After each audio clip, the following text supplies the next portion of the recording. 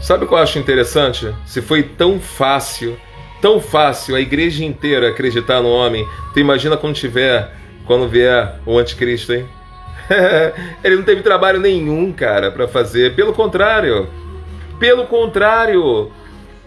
falando palavrão, apontando arma, dando capim por nordestinos, fazendo um monte de coisa, conseguiu conquistar a igreja que diz que é santa, que não pode falar palavrão, a igreja que se diz separada, que se diz santificada, a igreja que não se mistura com o mundo, a igreja que não usa as armas do mundo, mas as armas do Pai, o capacete da salvação, a espada que é a palavra, a couraça, o escudo, a igreja que não usa das coisas do mundo para vencer, acabou sendo levada por um homem.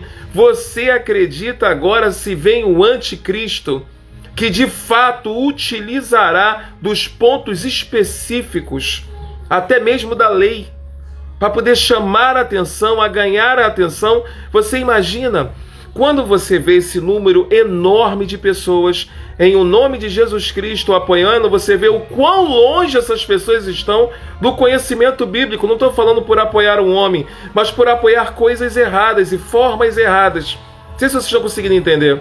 Não sou a favor nem de um nem de outro, mas é a forma errada que a pessoa utilizou no nome de Jesus. Quando você vê uma igreja que se diz a santa apoiando essas formas erradas, você começa a perceber que essa igreja, na realidade, ela não apoia as certas por não conhecer. Elas não conhecem a Cristo, utilizam a Cristo para construir empresas, para ganhar dinheiro, para crescer na vida, para crescer na política, para crescer financeiramente, para crescer no comércio, para crescer em tudo, menos no mundo espiritual. É por isso a tal decadência que vivemos agora. Quando o anticristo assumir para todo mundo, os primeiros a apoiarem são aqueles que se dizem ser a favor de Cristo e contra o anticristo. Pelo contrário, serão como se fossem os satanistas. Eles apoiarão o anticristo. Está arriscado nesse momento os próprios satanistas não apoiarem o anticristo.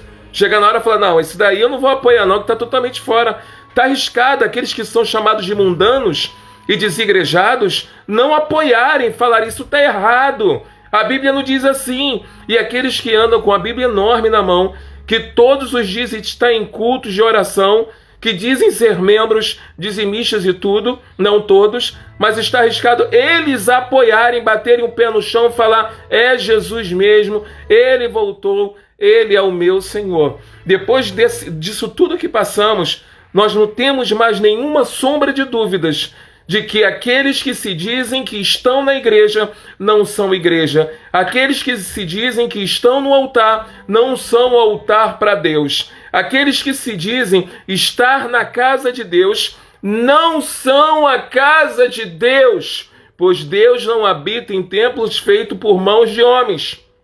É por isso que hoje você não encontra o nome da igreja que Jesus fundou, mas sobre Pedro, sobre um ser humano, no ser humano, na alma. Sim, ele criou e fundou sua igreja. Você não vai encontrar o nome da igreja de Paulo, de Pedro, de Silas, de Jesus Cristo. Não tem, pois ela não é desse mundo. Ela é dos santos, lavados e remidos pelo sangue do Cordeiro. Infelizmente é verdade. Quer encontrar minha outra rede social? @repórter Everaldo Leite. Participa conosco. Uai, seu app de vídeos curtos.